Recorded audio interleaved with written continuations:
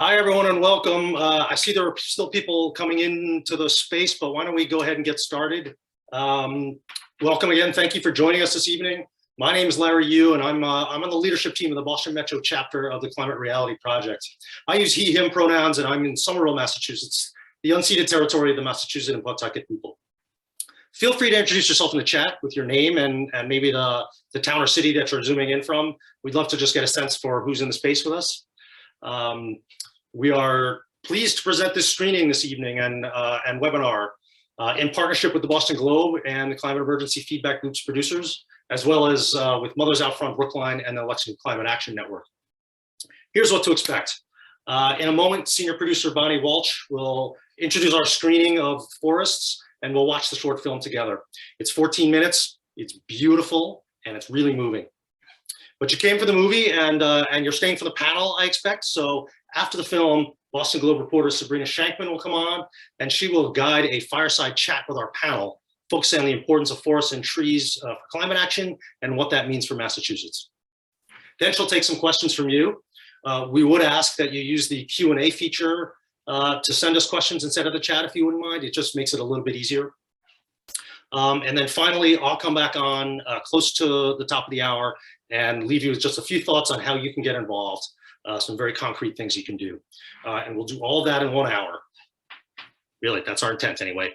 We will also follow up with an email afterwards that includes all those action items and has a link to a recording of this event. We are recording tonight. We will be taking this film screening out of that recording because of copyrights, but you'll hear the whole panel anyway. So I hope you're ready. I'm pleased to introduce Bonnie Walsh, senior producer of Climate Emergency Feedback Loop's documentary series. Hi, Larry. Thank you so much. So I'm Bonnie Walsh. I'm the senior producer and writer of the film you're about to see. This film is part of a series called Climate Emergency Feedback Loops, 5 short science programs that explain how warming feedback loops work and why they're important to understand if we want to successfully address the warming of the planet. Producer Barry Hershey, director Susan Gray, and I had the goal of educating people about these dangerous amplifying cycles that are leading to tipping points in the climate. We decided that making short films for the web would make them accessible to everyone and easy to share. Stylistically, we decided to follow Greta Thunberg's advice to listen to the scientists and interview leading climate scientists about their work in 4 areas: forests, permafrost, the atmosphere, and the poles. The topic seems to have hit a chord. We launched the films in January 2021 with a virtual panel with the Dalai Lama, Greta Thunberg, and 2 scientists. Over 1 million people attended from around the world. Last summer, the Smithsonian Museum of Natural History did a series of panel discussions around each of the 5 films. And this past fall, we screened the films for members of the UK Parliament and by invitation of Prince Charles for his Terra Carta Strategic Markets Initiative at COP26 in Glasgow. We hope the film inspires you to watch the other programs in the series. Every scientist we interviewed stressed the importance of talking about climate change, and sharing these films with friends and family is a great way to start the conversation. Along with the films, we have a science curriculum for grades 6 through 12 and discussion guides posted on our website. We believe in the importance of educating yourself in order to have what you need to take action. And that's what tonight's event is all about, learning what we need to know to take action around protecting forests. We'll be hearing more about that from the panel after the film. Thank you so much for coming to tonight's event and enjoy.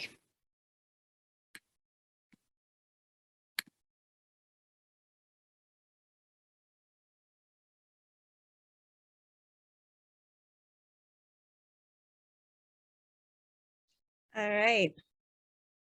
My fellow panelists are going to come on now. Hi, my name is Sabrina Shankman. As Larry mentioned, I report on climate change for the Boston Globe, and I'm very happy to be here tonight to talk about this film, which I just think is exceptional. And the topic that it covers. As a climate journalist, we think about tipping points a lot, and it's only recently that folks like Bonnie and others have really kind of mastered the art of communicating them. These very complicated scientific ideas that really matter so much to understand climate. At the Boston Globe, we have a newly launched effort on climate change called Into the Red, and I'm part of that team. I hope you'll check out our work. And I have the great pleasure this evening of moderating a conversation with our three panelists who are on screen now. I will say, just as Larry mentioned before, please feel free to submit questions that you have via the Q&A function at the bottom of your screen. Right around 7:45, we'll switch from a conversation among the four of us to answering some of the questions that are coming in, and we look forward to seeing those. So as for our panelists, we are joined tonight by Susan Masino, a professor of applied science at Trinity College, where her work has explored forests and brain health, as well as forest stewardship. We're also joined by Janet Sinclair, a co-founder of Save Massachusetts Forests, an advocacy group dedicated to preserving forests. And finally, we have David Meshoulam, a co-founder and executive director of Speak for the Trees Boston, a group working to celebrate, preserve, and plant trees in Boston. So to kick things off, Susan, I'd love to start by asking you, as we just saw in the film, and as you very well know through your work, forests around the globe are at risk, but forests in New England, where we all have a connection to, have been identified as part of the solution. And I'm wondering if you could talk a little bit about what's so special about New England's forests. Yeah, good evening, everyone, and thank you for that question, Sabrina.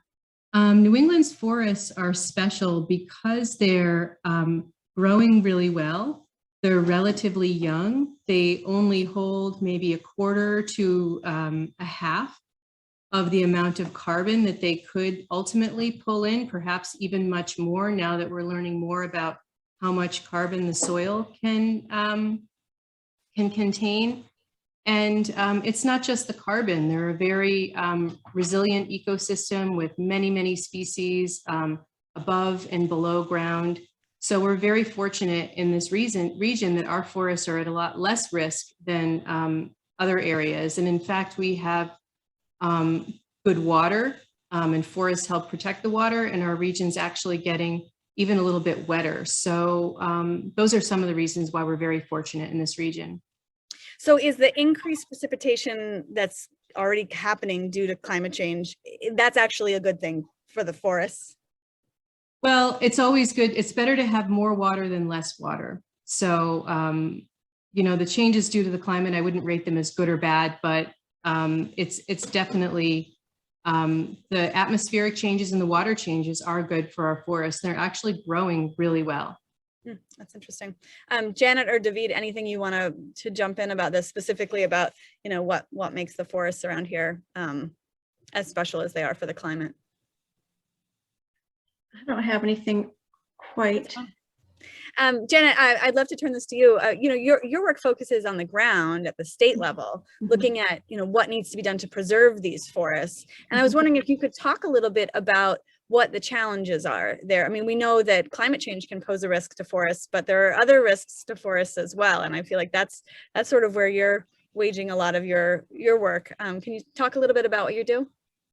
Yes, I mean, I think that Susan could actually talk about this part a little bit better than I would, but what we've been looking at is the idea that when land is left unmanaged, that means not cutting, that means like we have these reserve areas on our state land, for example, that is actually more help for climate change to be leaving these areas alone, and also for biodiversity to leave these areas alone.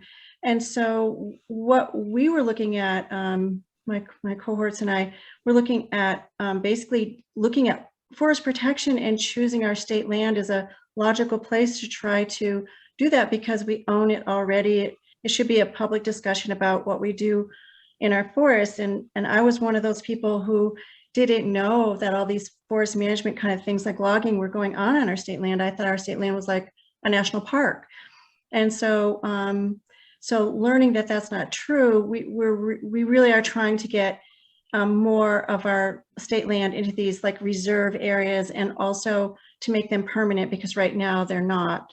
So we just feel like our state land is like a kind of place to look to try to have this kind of protection that we have only 1% of right now in Massachusetts. Only 1% of our land is protected in this way. I understand this is sort of a point of debate in the scientific community around forestry, where this question of, do we manage our forests? Do we leave them alone? And it was explored somewhat in the film, but you know, Susan and Janet, you're both sort of on the similar side of this, the pro leave it alone side, but I understand like even the Intergovernmental Panel on Climate Change has weighed in at times on the other side, arguing that as long as forest management is sustainably done, that it could actually generate more carbon savings and better mitigation benefits in the long run. And I was wondering if maybe, Susan, you could explore a little bit like where this controversy or challenge is. Well, I'll just say that in the most recent IPCC report, the summary for policymakers really emphasized the critical role of ecological integrity. And that means keeping habitats, corridors, you know, natural systems going. And one of the things that's an issue right now, which was really, I think, well expressed by a Ukrainian theoretical physicist, is right now our forests are critical for stabilizing the climate, and our land is divided into those ecosystems that can do the work to stabilize the climate and those ecosystems that are too disturbed to do that work. So if we need wood products or if we're doing research, of course, those are reasons to intervene in our forests. But mathematically, you know, for many decades to come, particularly in New England, leaving our forest alone will accumulate the most carbon, no matter what you do with the wood that you take out of the forest. So we need resources, we need some research, but we absolutely need some places for nature. And even regardless of the carbon, it's a matter of what we don't know, and we need to be really careful. And my background is in biomedical research, and I think we really need to take a first do no harm approach with intervening in natural systems right now. We need a systemic change in how we're approaching our natural systems. And in New England, the majority of our landscape is naturally forested. Thanks for that. So I want to take it a little bit from the large scale to a little bit the trees in your own backyard. David, before this event, when we were all talking, you said something that was so poignant about trees that I wrote it down. You said the beautiful thing about a tree is it connects us beyond just that space. It's the air it produces, it's the carbon it captures. And I'd love to just hear from you about why trees matter on a local level and on a hyper local level, like as local as your own backyard.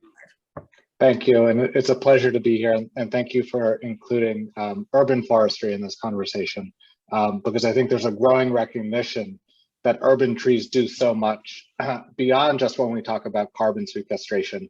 Is they cool our air, they clean our air, they provide all these ecosystem benefits that are not part of today's conversation, but I just want to note them. But I also think that on a more psychological level, we are creatures that come from trees, and we really resonate with trees. And we notice in cities across the country that who has benefit and access to those trees is complicated, and it's informed a lot by history of things like redlining, right, or disinvestment in certain communities and systemic racism. And so certain communities don't have that sense of connection or wonder or awe that I think a tree can provide, that can connect them to this larger movement around the environment and the importance of preservation. So I think a single tree not only connects us to that space, right, of our front yard or backyard or community, but is also, I think of it as like an invitation into this larger conversation of, if you care about this tree in your yard, you're probably more apt to care about the tree in Wendell Forest, right, in central Massachusetts, or in the White Mountains. It's not something that's so foreign to you anymore. It's something that you can relate to because we have relationships with trees. And I think, and maybe Susan, you can confirm or deny this, and I actually think that we're hardwired in our DNA to really relate to trees, is that we are creatures that come from the trees. We find peace and solace in trees. We find comfort in them. There's something about in our DNA that sort of allows us to calm down and feel part of something bigger than us. Yeah, can I just jump in on that? I'm glad you brought that up because I give a lot of talks on forests and brain health.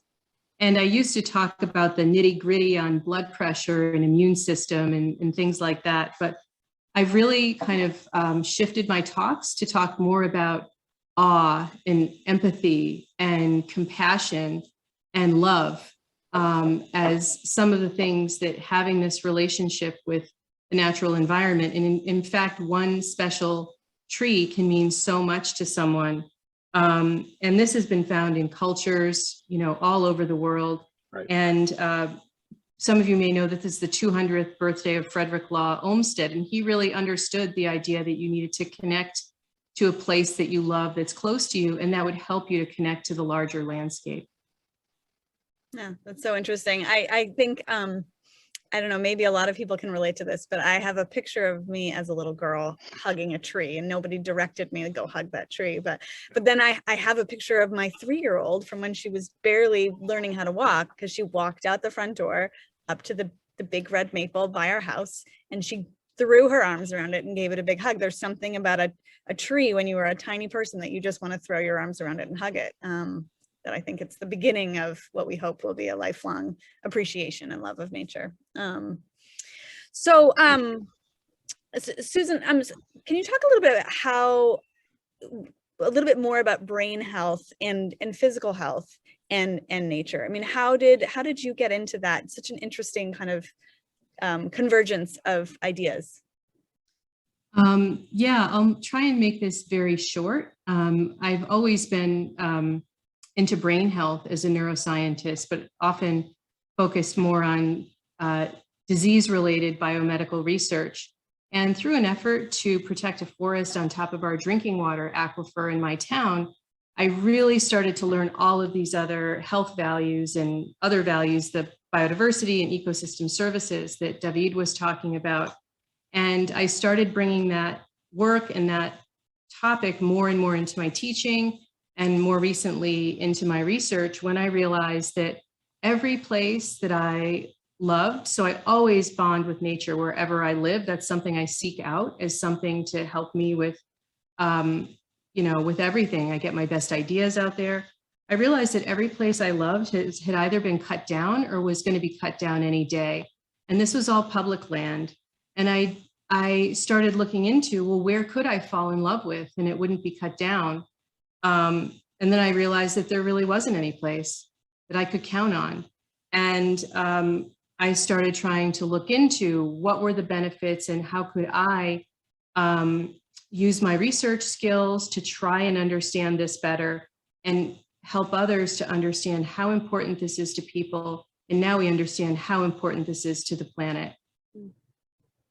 All right, thank you. If I may jump in on that, because we've done a lot of advocacy work in Boston, saving trees in Lower Roxbury, for example, Melnea Boulevard, that became a big story. There was a story a couple of weeks ago about a park redesign in Roxbury and Malcolm X Park that was going to remove dozens of trees, almost, I think, 50 or 60 trees. And I think people, talk in front of the media or about the importance of trees for clean air and cool air. But when you go on walks with them, it's about those personal stories that Susan said. It's about that connection, what that tree meant to them, right? What it means to them to look out their window and see that tree, or the wildlife there, or the memories of their kids running under those trees. Because that's part of, when that's removed, you're sort of removing part of your own story and your own self. Well, it's interesting since, oh, go ahead, Janet. Yeah. Oh, I was just going to say, one of the things that I think about when we were deciding whether or not to submit these bills to the legislature, which we didn't do lightly, it was a big project. The reason I decided to do it was because we were talking with people. The first thing we did was stand out on Route 2 in Irving about the Wendell State Forest, which people have heard of, the cutting going on there that people were protesting. And what happened was, it was kind of a surprise, is that almost everyone we talked to didn't want the trees cut down. And a lot of people we were talking to were from the eastern part of the state, all kinds of people, everyone and all kinds of people. And it wasn't because of science. It wasn't well, it could be, but you know, it wasn't. It was just, I think what's going on for us intuitively is that we all understand that we're encroaching on our planet too much. And I think that it's just an intuitive understanding that it's really important to leave something for nature, that we're just everywhere. And I would say, and I've talked to a lot of people because I've collected a lot of signatures on petitions, I would say that 80% to 90% of the people that I've spoken with don't want us to be doing these management projects out on our state land. So I think it's almost just like a balancing thing right now for us as human beings. Like, we really understand it, it's intuitive. The science bears this out, the biodiversity side, the climate side, the public health side. But I do think it's just a very emotional, maybe as Susan mentioned, like an empathetic kind of understanding that we are having right now. Yeah. So since I joined the Boston Globe in May, I get a lot of emails from people who care a lot about a lot of issues. I would say none more passionate than those who want more stories about preserving trees. People who care about trees write passionate emails. Maybe some of the folks who are tuning in right now.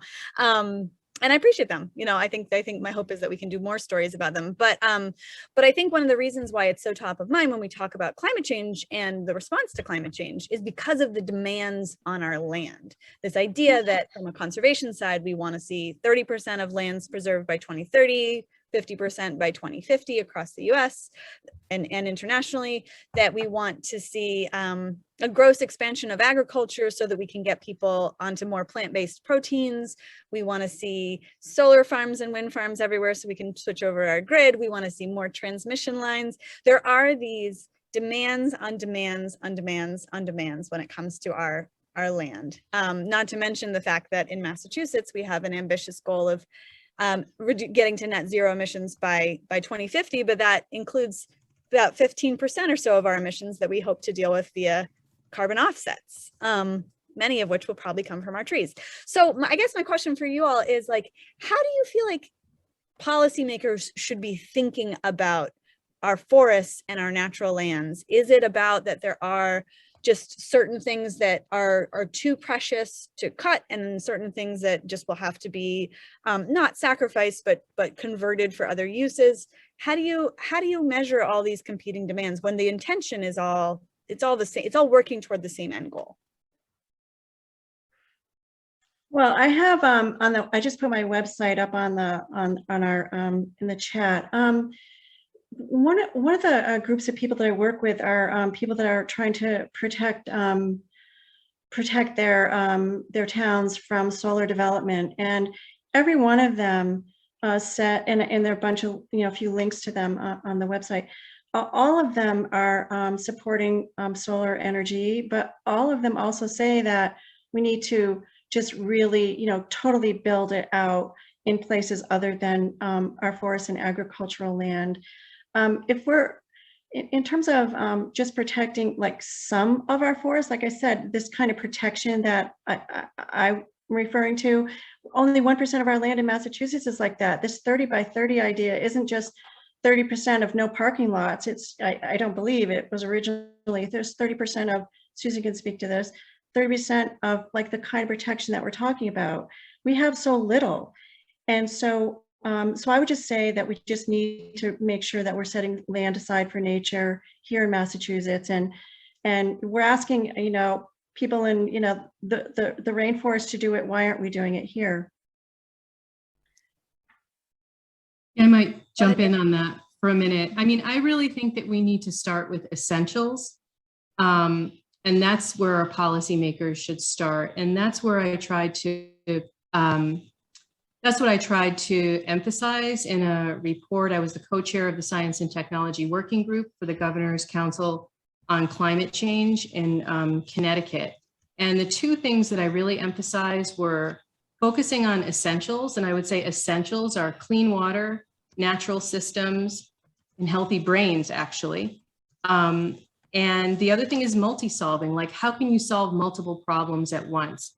So the natural systems, pieces of the natural system that we really need to knit together as a network of natural systems include our headwaters, our old growth, our older forests that don't have any, or any forests that don't have any invasives. We need to stop spreading invasives all over the landscape.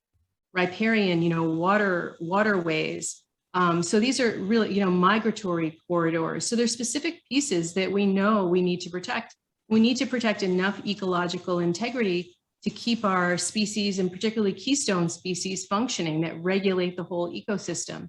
So if we haven't kind of figured that out, we risk running over that lifeline. I would call that natural system like our seed corn. Farmers don't eat their seed corn, they save it because they know they need it for the future. And so I would start with that. And then the other thing that I think is there's not enough emphasis on reducing waste. We waste a lot of wood, we waste a lot of food, we waste a lot of energy for various reasons. So this really needs a systemic focus on stopping harm, stopping waste, and buttoning down our essentials. And doing that would be the most important thing that I think we can do for our kids who are really struggling, trying to understand what's going on, what we're doing to help it, and are really anxious about it. And if they see things happening, like we're cutting down forests to put in all these huge solar panels, but they're not on our roofs, for example, what message does that give to our kids? Well, we're throwing out all this wood and food and resources. That's not a good message for kids either. Near me, they're going to blast a ridge to put in a gas station. I mean, I would not want to drive my kid by there every day. What does that say to them? That there are no rules that prevent any of this?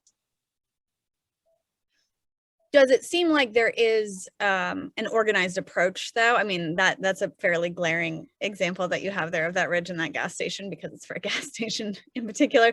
But I happen to live in Maine. And there was a great article here from the Portland Press Herald a while ago about how there's basically like a land rush here for renewable energy, and there wasn't a whole lot of organized approach or methodology for deciding like where you're going to have a farm that has to be a farm versus one that can be a solar farm versus one that can be a wind farm, and just a crazy land grab. And I'm curious, do you feel like in Massachusetts or more broadly in New England or nationally, or whatever you feel like you can speak to, is that methodological approach happening that we need, or is there more room for work there?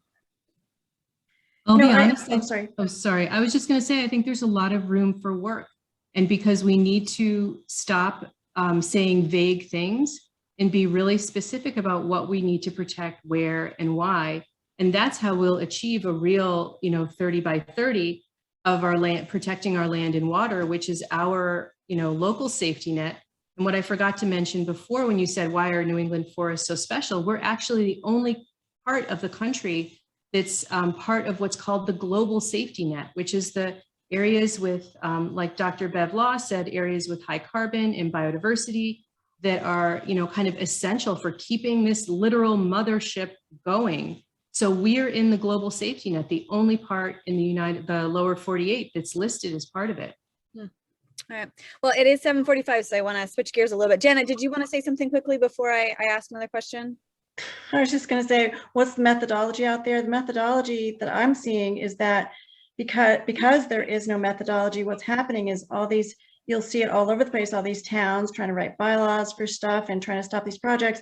And so it's kind of like right now, it's like, I don't know what you would call it, but it's not good to watch. And usually what happens is it's going to be an environmental justice community or a poor community or a rural community that's going to like have developers come in and use up a lot of land. That's maybe not a good idea. And then if you're a wealthy community, you have people in you can fight this stuff off. So right now I would say it's a social phenomenon, but it's not anything that has enough of a structure to it. Got it. Okay, so we're going to go into the questions from viewers now, participants, and we're going to try to do this in as much of a lightning round fashion as possible because we've only got about 10 minutes and there's lots Yes, of no, yes, no. Exactly. Thumbs up, thumbs down. No. But so the first question is, someone says, so disturbing that the pellets not only destroy trees, but that the burning of them releases all that carbon. What can we as the public do to disrupt this commercial process? We have a bill submitted to the legislature right now that made it into the Senate bill. This is a really, really big deal for us. I've been working on this biomass stuff since 2008. We're trying to get the subsidies away from these biomass projects. That's one of the things that we could do is stop actually paying to do it. And then I think it's a public education issue. Mm-hmm. I believe in the newly proposed state Senate bill, Yes. there would be, right, they Mm-hmm. would no longer allow biomass to be considered renewable energy, which would be a pretty significant change for new projects. Right, because that's about subsidies. Right. It's not about allowance, but it's about subsidizing it. Yeah. Related follow-up to that question is anyone or any group looking at how to lobby the wood pellet industry to reduce activity in the Southeast? Susan? I think the most active group in the Southeast is probably Dogwood Alliance. I would recommend going to their site or getting in touch with them. Mm-hmm. The next question deals with my home state. What do you think of preserving Maine's woods by blocking construction of a high voltage power line from hydropower in Canada to bring hydropower from Canada to Massachusetts? I would just say that people don't like the NIMBY idea, not my backyard, but the reality is that the people who are somewhere are the best people, the only people that are going to protect their backyard. So given this was an effort in Maine, and so if this is how people in Maine felt, then it's up to them, and they made their decision. Here's another one. Has the forest products or lumbering industry begun to apply the lessons of Professor Suzanne Simard, author of The Mother Tree, whose work I am not familiar with, so hopefully, okay, looks like you are, with regard to how to preserve the precious diversity of forests and soil when they harvest trees? So any of them save these essential trees and the tree species diversity around them? I haven't seen it around here. I haven't seen it written in any plans. I think they maybe are starting to think about that. But, one thing I wanted to say about what we're doing with, forestry is we may want to say that it's sustainable, but it's hard to really know because we've only been doing, modern forestry for maybe 100 years, a little bit longer. And we've changed methods and equipment and all kinds of approaches during that time. And that's a fraction of the average lifespan of most trees that live in this forest, which is why I get back to the, first do no harm approach. So I would say if we have some forests that we just have as kind of, we need these forests to evolve and adapt, these critical spots I mentioned, and then there's others that we kind of do forestry and take into account what Suzanne Simard said, and then maybe we have others that are just tree farms, maybe that's, if we just say what's going on where, I think people would be able to understand and accept it. Yeah, this one's my own question. This is moderator's prerogative that I'm jumping back in. But as an Arctic reporter for Inside Climate News prior to coming to the Boston Globe, I wrote a lot about the Tongass in Alaska, the old growth forest there. And I was speaking at one point with someone from the Tlingit group of Native Alaskans who are, indigenous to that forest. And they mentioned to me that they have had historic, some take of the trees there, but that it was very limited, and it was based on indigenous knowledge, and it was done in a way that preserved the forest. And I'm curious if indigenous knowledge and practices at all is being factored into any of the decision making, to your knowledge. One of the things I would say is that when we think about indigenous cultures and use of land in New England, one of the things, just for us to think about is that every acre of land was not like occupied by a human being. They were like, I own property and I know, I looked at it. I mean, it wasn't a Native American, indigenous tribal, area. And I think that what happened was whenever we're looking at these things, we're looking at like, especially, you know, the indigenous cultures in 1650 or whatever, we're looking at a very small percentage of land that was actually impacted, probably similar to how people were talking about it in Alaska. And so now it's hard to sort of like integrate certain ideas when literally every acre of land in Massachusetts is owned, open to be harvested, open to be developed. And I think that's what's difficult. I think that's so much of why we're trying to like handle this on our state land, at least set some land aside, because otherwise we're just not looking at, it's not an apples to apples kind of comparison really. Yeah, okay. And I just wanted to interject from it. I don't know of any efforts to bring Indigenous law knowledge to bear in policy, but I do think there's a recognition of a sense of ownership and belonging, and the sense of, you know, we think of that the woods belong to us, when in reality we belong to the woods, and it's our job to ensure that they're maintained, not the other way around, right? So I think there's a shift in our, hopefully in our collective mindset, and this is part of that conversation. I would just add one tiny thing, that I do know they're doing some horse logging up in Acadia and places like that, which may be, you know, more like that. But most of the harvesting is done with very, you know, heavy intensive equipment. So it's, you know, it's kind of a volume business, really. Yeah. So this next question, there's a chance no one will know the answer, but I'd be fascinated if you did. How many trees would need to grow from seedling to maturity to balance the emissions produced by an average human in his or her lifetime? I don't know. I would love to know that metric. I'm guessing no one has that. I have one that's, I don't know that exact metric, but I did a calculation this morning for another reason. So one large tree, like an oak or a big pine or something like that, would it be about the emissions of a person for a year? Okay, that's helpful. So if you want to live a nice long life, plan on preserving a good forest of oak. So is that every year you have to plant a new pine? Is that the idea, Susan? And make sure that it... Yeah, that's true. Every year you need another tree. Yeah. It's a lot of trees. Yeah. Someone asked, could the panelists please comment about the importance not just of trees, but of native trees to the local ecosystem? Yeah, I'll just jump in on that. When they've done studies of carbon and biodiversity, when you have a diverse native ecosystem, it has many, many times more biodiversity and carbon than, you know, a monoculture or, you know, other introduced kind of species. It's, you know, these native systems support the whole web of life, you know, from the insects, the soil microbes, basically everything. And that's one thing that we're just learning so much more about, how all of these things are connected, and the vast diversity of life below ground. That's another, you know, really untapped whole knowledge library that we really are just starting to discover. Yeah. If I may, that whole idea of native is really interesting to me for a couple of reasons, but one of the reasons I find it a little problematic is that our climate is changing so quickly that a lot of our native species are migrating, right? Our birds, our other animals, and even our trees are undergoing forced migration. And the tree species that are going to do well in New England in 20 years are probably going to be the ones from further south.